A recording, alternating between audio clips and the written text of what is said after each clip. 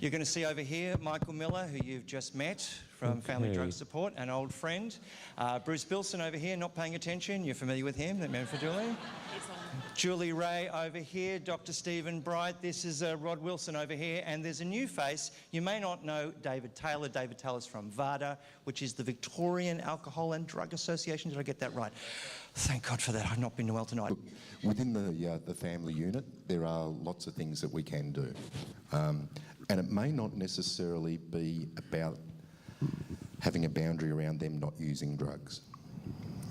And I can hear the room go dead silent. If drugs were being used and all of a sudden the person's behaviour was really good, they were cleaning their room, they were doing really good things, they were polite and stuff like that, we wouldn't have so much of a problem.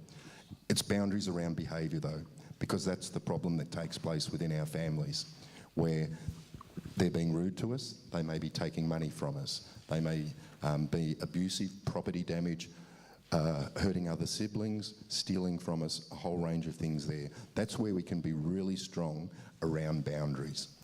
And by putting in boundaries around that, as Julie Ray mentioned earlier on, there are expectations of our family member. Because many families do put up with behaviours that are completely horrible type of behaviours. And I ask families, can I move into your house and do those same type of behaviours? And if I was to move in there, would you kick me out? And their answer is yes. So I say, why do you accept that from a family member? And the obvious answer is because they love and care about them.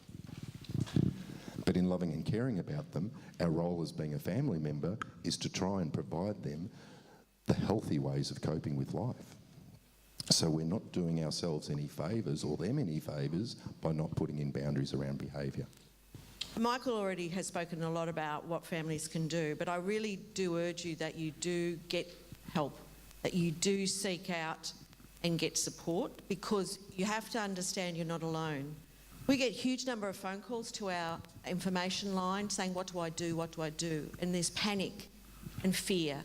And you really need to allay that fear.